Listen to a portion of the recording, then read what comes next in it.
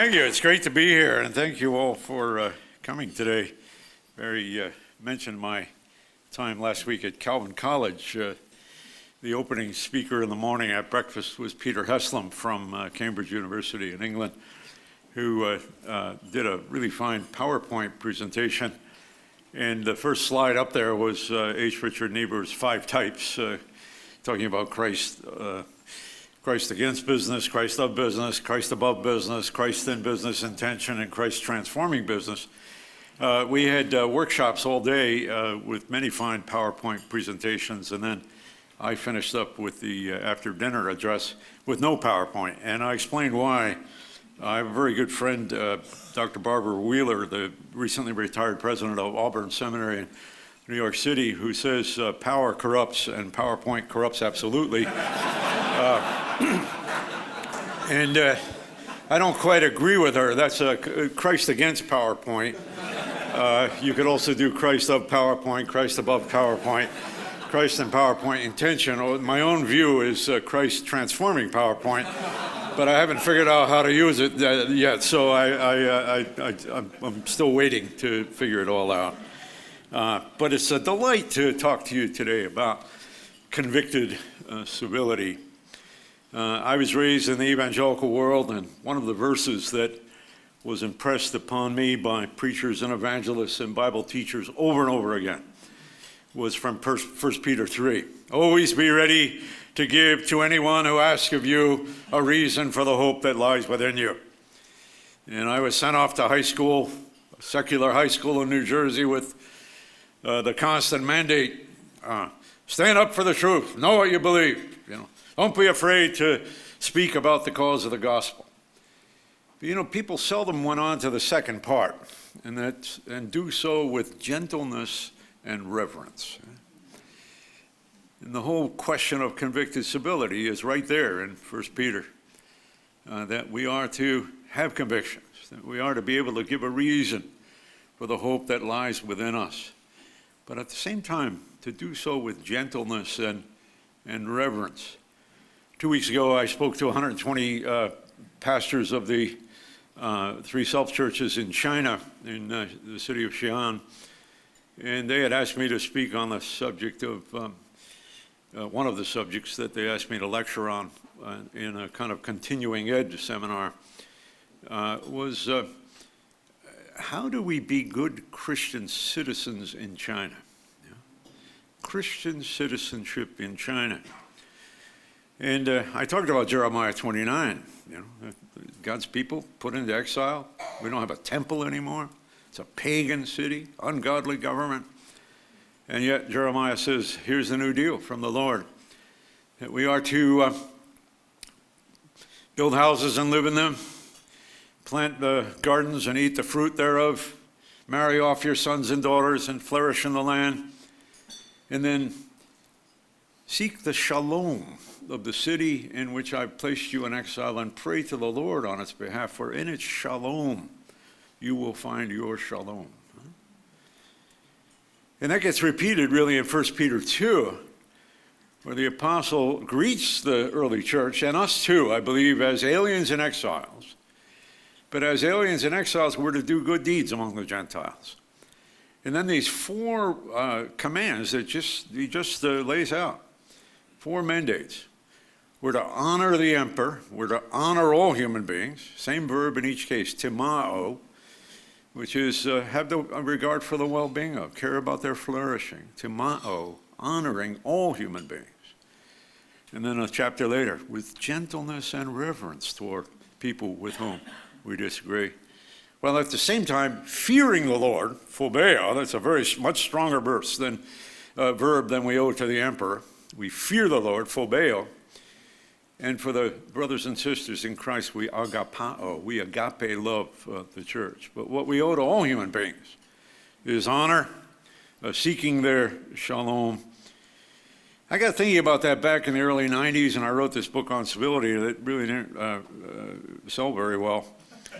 And about 7 or 8 years ago, I walked into the office of a conservative Republican member of Congress with whom I've had many good discussions. And he had asked me to stop by, and I thought we were going to talk about some policy issue, as we often did. And instead he said, how do we look out there from California? How do we look here in Congress? I said, you look pretty bad. A lot of incivility and not good government. And he said, it's even worse than you think. He'd been around for decades. And he said, that book you wrote, you got to update it and rewrite it. And it just so happened that in God's providence, a couple days later, InterVarsity Press wrote to me and said, why don't you update that book? I think we need it. And now it's doing a lot better. But my focus on civility as a spiritually grounded, gentleness and reverence, as grounded in a virtuous disposition toward people with whom we disagree, was really fit into my general pilgrimage. Somebody just handed me to autograph a book that I wrote in 1973 called Political Evangelism, and that was a time when we were just getting started with Sojourners and all of that, Evangelical Social Action, Ron Sider. And I was a part of that whole group, and I wrote a book saying, we got to get involved. Evangelicals have to get involved in politics. A lot of you don't remember, but up to then we had sung, this world is not my home, I'm just a passing through, my treasures are laid up somewhere beyond the blue, and I can't feel at home in this world anymore. That's a lot different than shine, Jesus, shine, fill this land with the Father's glory. There's been a real shift in the evangelical community, and a lot of the liberals who complained back in the 60s and 70s that we weren't involved, I think, wish we would go back and stop being involved again. But we embarrassed ourselves a lot in our involvement. Going from a cognitive moral minority, seeing ourselves on the edges of culture, waiting for Jesus to return, and suddenly announcing we were a moral majority without really having thought through a lot of the theological issues. So we went from a kind of implicit premillennialism to an implicit postmillennialism. Shine, Jesus, shine, fill this land with the Father's glory. We haven't handled that very well, and so for a while some of us started writing books on theology, how to think theologically about social involvement in politics, and that's good stuff to do. And I drew heavily on the Reformed tradition, others drew on Mennonite tradition or Bonhoeffer's Lutheranism, or even some of the documents in early Wesleyanism and Pentecostalism, and some of the really good stuff that's come out of the Vatican in the last century or so. But more and more I'm convinced that it isn't just getting involved, and it isn't just having the right theology, but it's being the right kind of people. And that's a spiritual issue. And this is why I think it's so important for pastors to be thinking about what it means to engage in the kind of spiritual formation for public life, for public discipleship. My friend, the late Ron Thiemann at Harvard Divinity School, wrote a nice book in which he said local congregations should function, and certainly not only as this, but certainly in part as this, as what he says, schools of public virtue, as communities that seek to form the kind of character that is necessary for public life. And I like that. And I'm going to stress the need for a direct address in the life of the Christian community to those factors, those sinful impulses, those defective patterns of life that impede the formation of character. I've made no secret in my career that I'm fond of John Calvin. And at a certain point in the Institute's book 4, chapter 20, section 12, if you're that interested, John Calvin talks about just war theory. And he makes some important observations. He says that when a magistrate or a political leader is thinking of going to war, there are two exercises that he, or usually he in those days, that he ought to go through in order to get ready to decide whether or not to go to war. He said there are two exercises that it's incumbent upon the magistrate to go through. First of all, he says, you need to look into yourself and make sure you're not guided by some misdirected motive, like a spirit of revenge, a desire to mask, masking it with pious rhetoric, a desire to take land away from somebody else. desire just to show how strong you are. You know, we're the greatest nation on the face of the earth, and we can run things if we want to. He says, no, you have to look into yourself and make sure that you're not guided by some sinful impulse. And then secondly, and this is amazing, he quotes St. Augustine in this regard to fortify his point, reflect on the common human nature that you share with your enemy. And you still may go to war, but only after those two things. Look into yourself and a kind of contemplation of your enemy. Now, Calvin was a good Calvinist, and he knew that our total depravity meant that typically we're inclined, when we're disagreeing with somebody, to put the worst possible interpretation on their motives and the best possible interpretation on our motives. And what Calvin is basically arguing there is reverse that.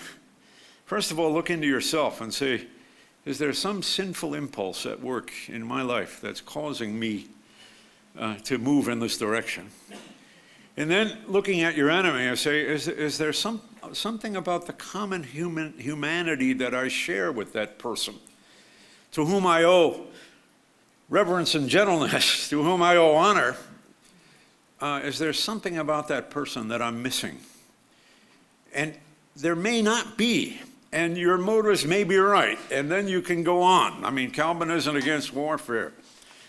But I think that says something about our own, our culture wars mentality as well. Yeah. Is there something in us that motivates us to say the kinds of things about people whose moral lifestyle and sexual orientations we disagree with? And is there anything about their common humanity that we ought to be contemplating and thinking about ways in which we can treat them with gentleness and reverence? I wrote a piece in Newsweek a couple years ago, the morning that Prop 8 was voted on. I was a supporter of Prop 8. I worked closely with the Mormon leadership, for example, in working out some of the strategies for that campaign.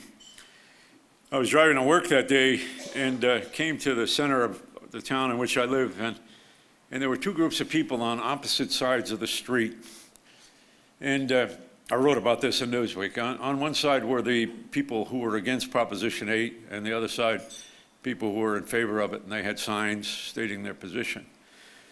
But they were shaking fists at each other, they were giving the finger to each other, they were shouting at each other. And I started to cry. And I thought, this is not the way we ought to be talking about this. And it occurred to me that we need to find those safe places where we can talk in very different ways. You know, when you have a fight with your spouse or with one of your best friends or another family member, a lot of times you say things that just aren't very nice to say. You get carried away with your rhetoric. But very often there comes those moments when you stomp out of the room. I'm never going to talk to her again. I'm done with this.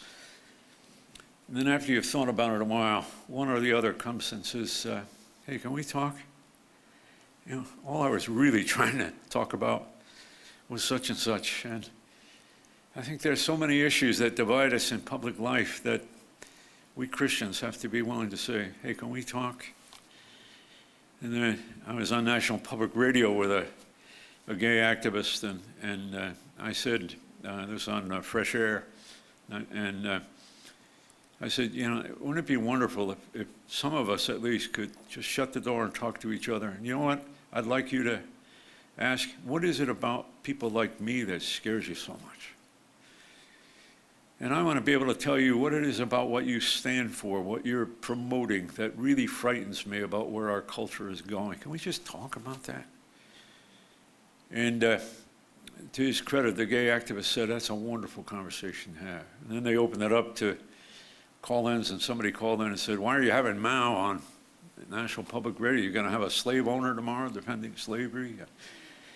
And that gay activist said, you ought to be ashamed of yourself for saying that. We need precisely the kind of conversation that he's talking about. And I think we need that within our churches as well. People struggling with very serious issues. And sometimes the level of rhetoric gets going in such a way that we can't really tap into some of the things that we really ought to be talking about. One of my favorite psalms in this regard is Psalm 139. It's a wonderful, it's incidentally a great airplane flight psalm, you know. You get in the morning and sit on that plane and you say, oh Lord, if I were to take the wings of the morning and fly to the uttermost parts of the sea, thou art there. If I ascend above or descend beneath, I'm still in your presence. You know, it's a great psalm. And then he knows all of our thoughts. Then there comes a point where the psalmist says, Lord, I hate your enemies with a perfect hatred. You know? And there's an arrogance there. Huh? God, you and I are on the same side. You can count on me. And then I think at that point the psalmist says, oops. And then the next line goes like this, search me, O Lord, and know my thoughts, and see if there be any wicked way in me, and lead me in the way everlasting. That sense of humility before the face of God, coram Deo, before the face of God, is so important for our lives. So that self-critique, I think, is a crucial aspect of it. And as Christians, we have no reason to not want to do that. Lord, search me and know me and see if there's any wicked way in me, if there's something operating in me that really makes me angry with that person that I ought to be aware of, and that maybe I need some self-correction. But then secondly, how we see the other. In that what John Calvin calls for, the contemplation of the humanity in the other. One of my favorite spiritual writing books is by Teresa of Liss, L-I-S-I-E-U-X. Many of you know about her. She was a 15-year-old French girl, rather wealthy family. Her sister had gone into a Carmelite convent, and she wanted to go too, but she was too young. And so she pestered the bishop, and he finally sent her to Rome. And she actually met with the Pope, and the Pope said, okay, we'll shut her up, put her in a convent. And it was good that she went in there, because she didn't last 10 years. She died before she was 30. But during that time, she wrote a wonderful diary of the soul, what is called the Diary of the Soul, of a Soul. And Teresa of Liss was just passionately in love with Jesus. And at a certain point in there, she says, Lord, there's a nun who manages to irritate me, whatever she does or says. And I know that the devil is involved in this because he wants to make me see so many disagreeable traits in her. But I didn't want to give away to my natural sinful dislike of her. So I told myself, Lord, that charity should not only be a matter of feeling, but should show itself in deeds. So I set myself out to do for this sister just what I should have done for someone I love most dearly. And I prayed for her. And I offered you all her virtues and her merits. And then she says this, I'm sure, Jesus, that this would greatly delight you, because every artist likes to have his works praised, and the divine artist of souls is pleased when we do not halt on the outside, but we enter the interior of the sanctuary where your spirit dwells, to admire its beauty. God is a divine artist. He has created human beings in his own image, and even if they mar that work, even if it's a distorted version of it, the artist still loves it as something that he created for the good. So that's contemplating the people with whom we disagree, with whom we disagree, is something like art appreciation. And my wife is an art historian, and our son says that means that his father has sat on the steps of some of the great art museums of the world. I actually went into the Marthaus recently with my wife and saw the girl with the pearl earring and things like that. I get a lot of that, but there's a lot of it, when we go from 19th to 20th century especially, that she understands I just don't get. And I got to work at it. And I've got to say, there's some people who have a kind of almost unnatural loving disposition, but there are some of us who don't quite get it, and we have to work at it. We have to develop the sensitivities and the discernment of a kind of art appreciation, and that applies to our relationship with other human beings as well. That we not linger on the surface. We try to enter into the sanctuary that God created for fellowship with him, and even though people have cut off that fellowship, that divine image that has to be honored is something that we need to take with great seriousness. A couple of other things about this, and then we'll open it up for time to talk about it together. But it has a lot to do, we're talking here really about identity formation, about who we are. This isn't just a hobby that we can get into. I'm going to try to get into a little bit of civility, I think the scriptures, Jeremiah 29, Psalm 139, 1 Peter, makes it clear this is at the heart of who we are.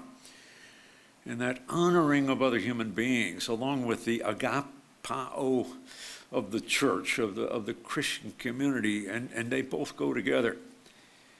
So I had the privilege 3 years ago of going to North Korea. I went with Don Chang.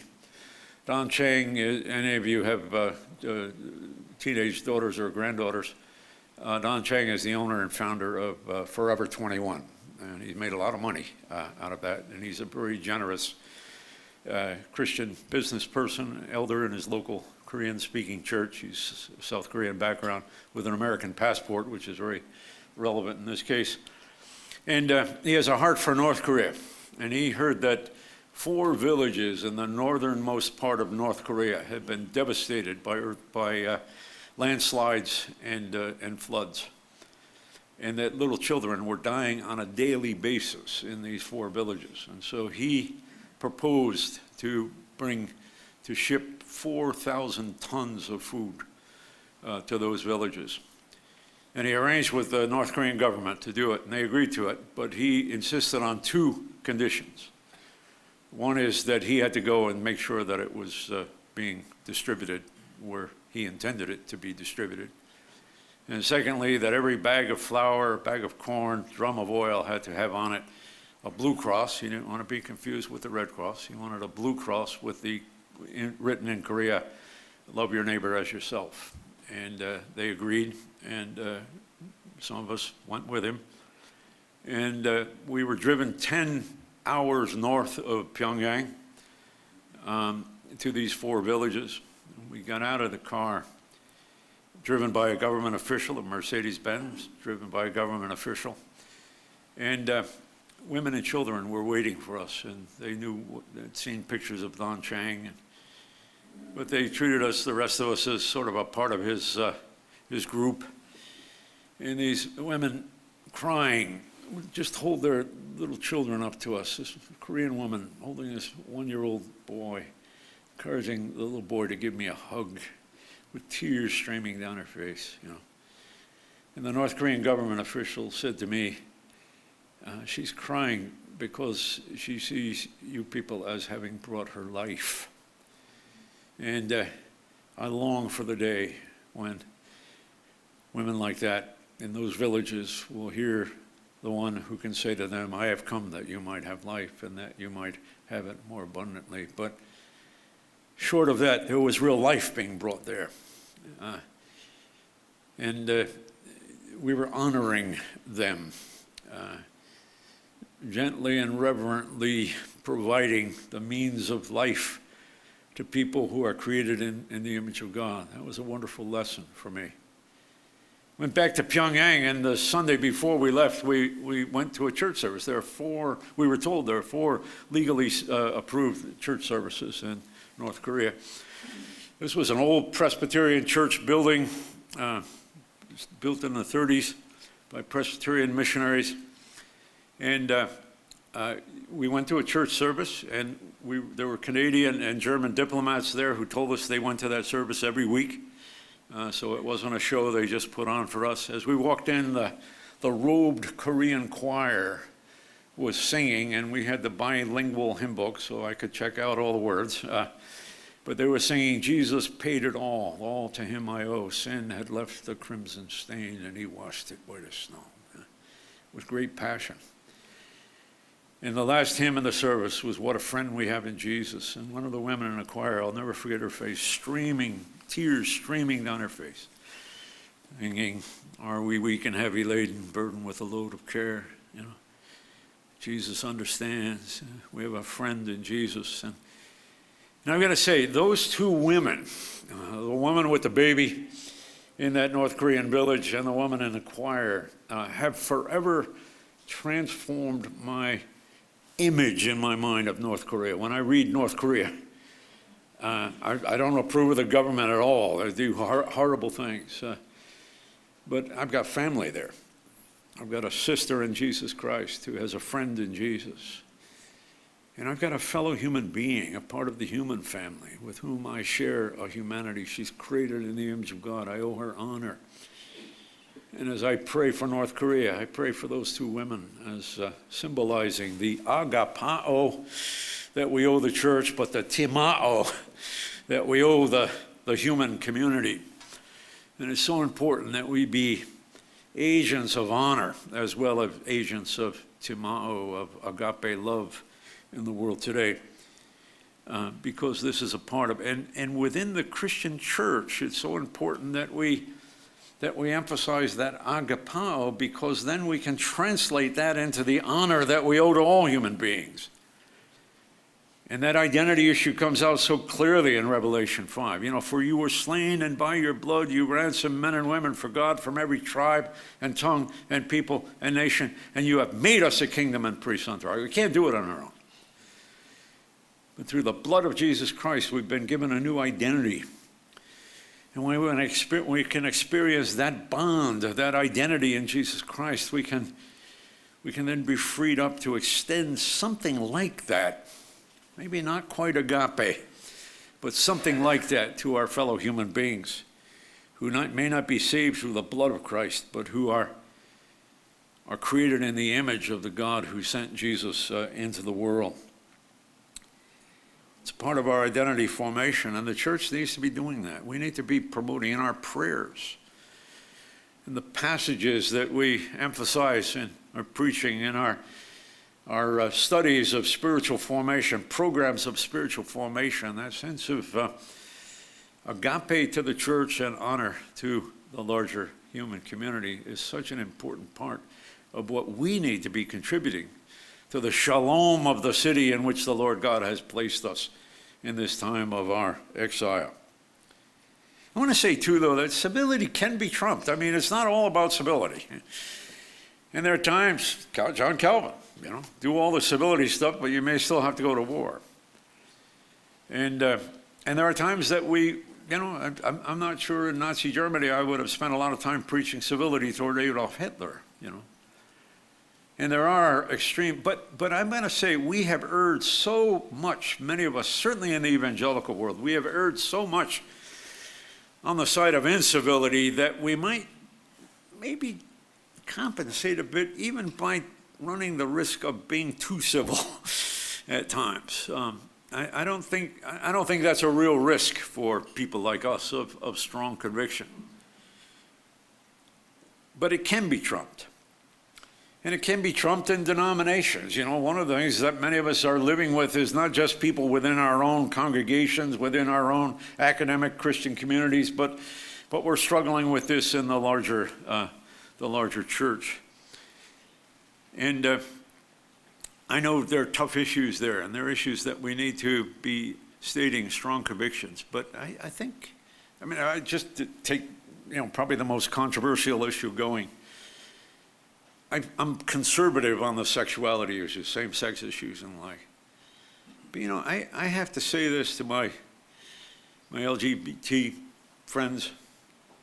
As an evangelical Christian, I've got to say that in my movement, we have been inexcusably cruel to persons who struggle with same-sex and other kinds of sexual temptation.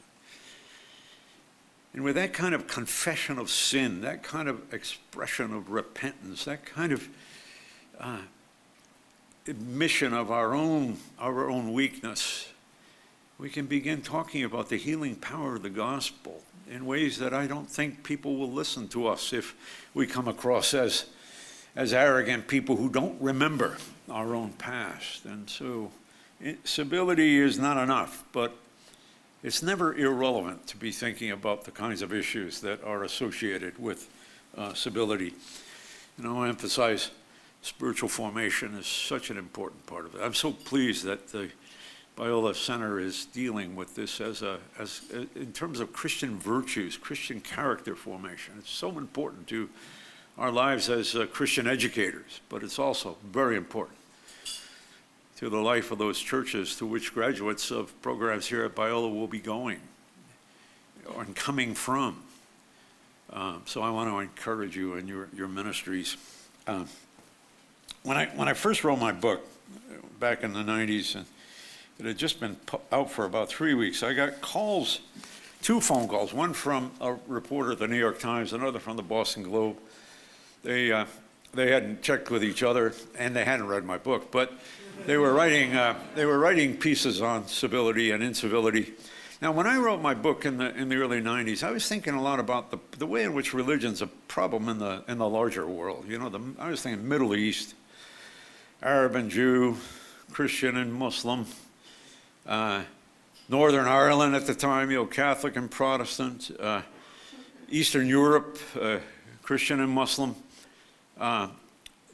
We've been a real part of the problem in faith communities, you know. And so I wanted to address those global issues. But these people were worried about parking lots and freeways. And I hadn't really thought too much about that. You know, what about incivility and parking? In the aisles of supermarkets, you know, the incivility in the very small places. And so I said some very wise things about that. And when I rewrote my book, I paid much more attention to that. And I really like what I said. And one day I was going to Vaughn's supermarket, and I went into a parking lot, and I suddenly saw a parking place, and I pulled into it.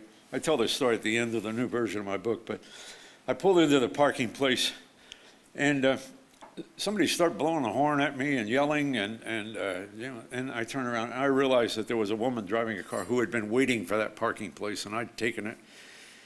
And I decided I should back out, but she immediately just burned rubber and screeched off. And so I got out of the car and I watched where she went, and she found a parking place way on the other side of the lot. And so I went over to her, and she was just getting out of the car, and I said, "Hey, ma'am, I'm so sorry. I'm the guy that took that parking place. I didn't mean to do that.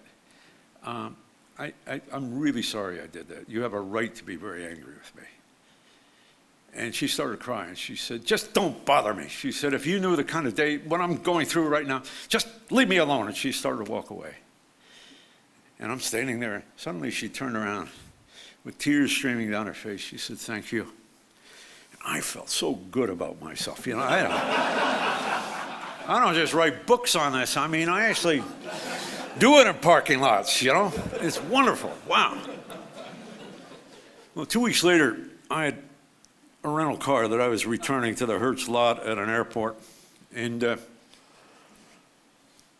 I was 1 minute before the deadline where I'd have to pay quite a bit for the extra hour. You know how that goes. And I got there in time, and I was waiting. And the guy who was checking people in was talking to a rather attractive young woman in the car ahead of me, and he just kept talking to her. And the minute was up. And they were obviously flirting with each other. And finally he comes back to me, and he says, "Oh, you're an hour late. I'm going to have to charge you." And I said, "I'm not late. I was here. You were flirting with that woman. It's not my fault." I said, "I'm sorry, sir. I got to go by, you know, what's on the screen here. I just can't." And I said, "Well, I'm sorry. I'm not going to pay it." He said, "You got to pay it." I said, "I'm not going to approve it." He said, "You got to approve it." I said, "Look," you know, and I started yelling at him. His supervisor walked up, a middle-aged African-American woman walked up and said, "What's going on here?" He said, "This guy doesn't want to pay." I said, "Of course I don't want to pay. He was flirting with the woman. I was here on time, and he delayed, and it's not his fault." And she said, just hold off, okay?" She said to the young man, "You go off. I'll take care of this." And she said, "What happened?" I said, "Well, he was talking to this woman. I got here early, but my time ran out because he went overboard in talking to this woman." She said, "Okay, you don't have to pay." I said, I know I don't have to pay. Don't act like you're doing me some big favor. You know? I said, I was here on time. She said, honey, you need a hug.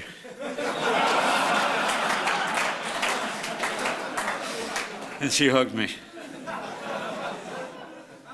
And I started to cry. And I said, thank you. Civility sometimes starts in parking lots. Thank you all, and God bless you. Thank you.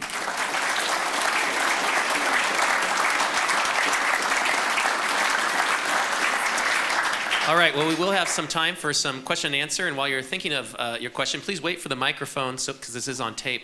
But you would do us a huge favor if you would fill out this little survey while we're doing Q&A. So that would be really good. Right here. Yeah, thank you for sharing. Have you learned any tips or tricks, for lack of a better term, pithy sayings or just clever arguments in your interviews with people about like same gender issues, for instance, where some people will try to just put you in a trap and attack you, and so what are some things that you've learned in live interviews? Writing is different. Interviews is a different story. Yeah, thank you. I guess I have tried very hard to admit that my own movement, I'm usually identified as speaking for evangelicalism, and I've just tried very hard to admit that we haven't always handled these things very well, that we've often embarrassed ourselves in public life, but after all, we do have these convictions, and I think that there are ways that it's largely what kind of spirit do we exhibit on this? And that's why I keep saying I think it's a spiritual thing, and I don't always do it well, but I do think we need to show a spirit of self-criticism, maybe even a little bit of humor, a graciousness, and that won't solve it all, but we have to show that we're willing to talk, and that it's that can we talk kind of thing. I'm not here. I'm probably not going to win the arguments if they're arguments, but I do want to give a reason for the hope that lies within me, but to do so with gentleness and reverence. Yeah, thank you. And I should have mentioned, there's another microphone over there that Nicole has, but I have a question here. Doctor, pertaining to the topic in question, can you reconcile Calvin's thought on just war theory with the ordering of the death of a religious dissident in Geneva, that is to say, Servatus? Yeah. Yeah. Well, my hero, Abraham Kuyper, he insisted that those of us, and I'm a disciple of his, I'm also a disciple of Jesus Christ, which is more important, but I follow Kuyper on a lot of things, and he said we should call ourselves neo-Calvinists because there's a lot of stuff that we need to neo in Calvinism, and that Calvin made some big mistakes, and we think that toward the end of his life he knew it, but that was a bad one. But he actually said some other things that stood in conflict with what he did with Servetus, and so yeah, I mean I have no defense of John Calvin on that. That was a big mistake. Yeah. Yeah, I have a question about culture war. Seems to be kind of the dominant metaphor for the church engaging culture for the last 30 years or so in the mainstream.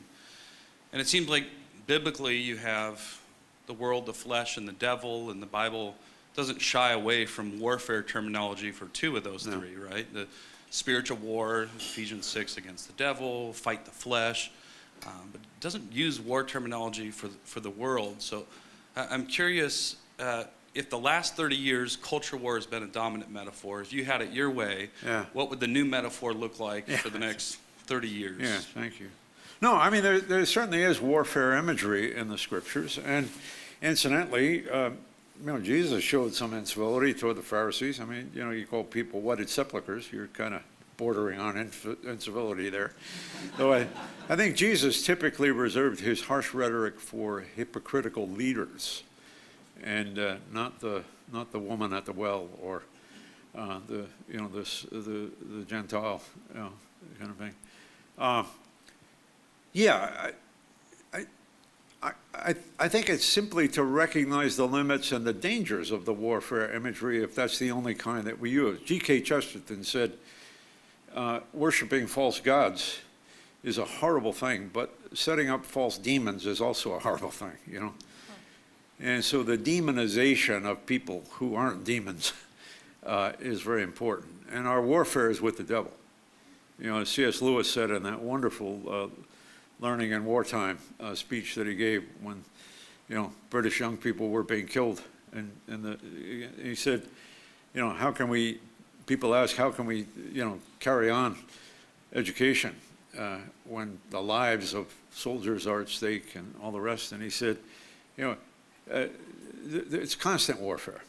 And it's a cosmic battle that's constantly going on. But the weapons, you know, I keep thinking, I remember being in a congregation where the pastor was very warfare oriented, and you know, we got to fight the enemy, and then we sang, "'Tis not with swords, loud clashings, nor roll of stirring drums, but deeds of love and mercy that the heavenly kingdom comes." And sometimes in the scriptures you get a kind of almost a reversal of the imagery being used. You know, we're in a battle, and deeds of love and mercy are the weapons that we use. And I guess I'd do a little more of emphasis. I wouldn't deny the warfare imagery, but as John Howard Yoder, the great Mennonite theologian, would talk about the war of the Lamb. How did the Lamb win? He went gently, you know, and humbly to the cross on our behalf. You know. He could have called down legions of angels, and so the way of Jesus, the way of the cross, I think, is an important supplementary and even counter image there. But I would emphasize that the weapons of our warfare are very different than the harsh, condemnatory, attacking kinds of things that we've often limited ourselves to. Yeah, thanks. When I came, I thought, when it says the local church right there, I thought maybe you were going to address contention within the not only the local church, but the church in general, especially with the internet. You've talked a lot about church and outside the church. How do you address, well, my experience has been this, that probably the most vicious attacks I've ever received have been inside the church rather than with secular. I'm a retired public school teacher. And I'd like to address that issue. Yeah, thank you. I mean, you people know more about that than I do. I'll retreat to my ivory tower on this one. No, it's. I do think that this is why I want to emphasize the importance of spiritual formation in the local church. You know, I mean, I lectured at Duke Divinity School, and a guy came up to me and said, you know, I was in business world, and the Lord called me into ministry, so I went to Duke Divinity School. I'm now a Methodist pastor. He said, for 5 years now, the biggest topic in my church, between two groups of women, one of whom want to put flowers on the communion table and others who are against it. And he said, I just can't stop the battle on this, you know. Well, I think that's an interesting case study to think about. What would you do on that? And I'm not sure I would preach a sermon defending flowers on the, you know, one way or the other. But there has to be ways in which you can get beyond that. And part of it would be just to bring them together and say, what is it about flowers on the community table that bother you so much? And what is it about having flowers on a community? You know, and can you at least try to understand the depth of the passion of this? I think that on a lot of other issues, once we get beyond the surface, I gave a talk once on, you know, defending what I take to be the traditional biblical view on same-sex matters, and a couple came up to me and they said, "Thank you for standing up for the truth. We are so disgusted with our own denomination, and we really appreciate that," and all the rest. And we sat down and had some coffee together after the service. And I just felt, I felt the need to say something else to them. So I said, yeah, you know, I'm glad that you appreciate, you know, my views on this, but, you know, we haven't done a good job pastoral relations with people who struggle with these issues, and I wish we could do better on that. And something happened between them. They looked at each other, and it was like they made a decision, and she started to cry. And she said, "Thanks for saying that." A total different change. She said, "Our son is gay, and he has a partner. They're committed to each other. And we told them we wanted them both to come home for Christmas. We've been alienated from them, but we asked them. And they're not following the Lord, and they're living in this same-sex relationship." She said, "But they agreed to go to church with us on Christmas Eve." And then she just started bawling. And she said, on the way out, my son said to me, "Mom, I'm so glad we were there tonight." You know? And tapping into something deeper there beyond the rhetoric, I don't know, there was just something about that moment for me that I found very touching, that on one level, they had very strong convictions, they were saying, but as soon as you poked into something there, they were willing to talk about a very different kind of struggle that they were having. And I just think we need to be patient with people. We need to try to tap in some of the deeper. I don't want to psychologize everything either, but we've got to tap into some of the deeper struggles and the deeper issues, because there's something about 5 years of fighting about flowers on the communion table, where it says, "Do this in remembrance of me," in big letters. There's something about that battle that isn't simply about flowers on a communion table. And I have a sense that pastoral sensitivities need to address that, and we need to find ways of doing it. There are a lot of other issues, obviously, but there are issues that often have a kind of symbolic, beneath the surface, there are other things going on there, and that we need to learn to deal with them. Yeah. Hi. Hey. I'm wondering if you have any guidance about dealing with conflict in a civil way when the people in the conflict are sort of different levels of authority, when it's a leader and someone who's under their authority. Yeah. Well, this shows up in a lot of different ways. I had been at a meeting of, I belong to Menlo Park, I belong to Bel Air Presbyterian Church, and we're a very evangelical congregation, and I was at a conference of denominational leaders where I had the evangelical voice. I got treated with great respect. People listen to me. So Phyllis and I were in the airport afterward, and we met a Fuller grad she's an associate pastor in a Presbyterian church. And I said, we had a little time. "How you doing? Good to see you." And she said, "Fine." I said, "How's your ministry going?" And she just said, "Dr. Mouw, I just want to quit." She said, "Not because of my local church, but I just went to a Presbyterian meeting, and we were debating issues of sexuality, and I just felt like the Lord wanted me, I've never spoken before, but I just felt the Lord wanted me to just give witness to my own understanding of what the Word of God has to say on this." And the next speaker stood up and likened me to a Nazi. And she said, "I never want to go back there, And I'm thinking, I can, people treat me with respect. I represent the, the largest multi-denominational seminary in the world, and we're training more Presbyterians than most of the other official Presbyterian seminary, and I get treated with great respect. But she's in a different level of authority and gets treated very differently. And when her church ultimately decided to pull out of the denomination, I thought, I don't think they had any other choice, if they want to maintain a connectionalism, and that's what they run into.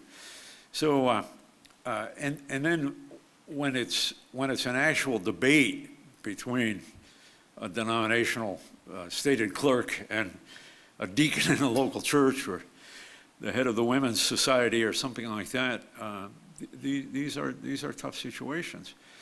But what I then sense is that my goal isn't just to get along with people with whom I disagree on that level, but I've got to represent her in a sense, and try to improve the rhetorical situation in the church, and defend her when she leaves, because people say, "Well, you evangelicals, you're trying to split the church." Let me tell you about a student of mine. how she got treated in a Presbyterian meeting. I don't blame her for advocating that her church should join one of the newer, more conservative configurations, so that I then have the obligation to represent that voice, to give voice to her concerns. And I think that should be true for all of us sitting here. We have a level of authority and influence and power that means that we need to take up the cause. And frankly, one reason I told the story about that couple that had the gay son is I want you to know there are people like that in your congregation. And the harsh rhetoric that's often used about those folks, sometimes there are people there who, even though they may not let you know it, you're talking about their kids, whom they love.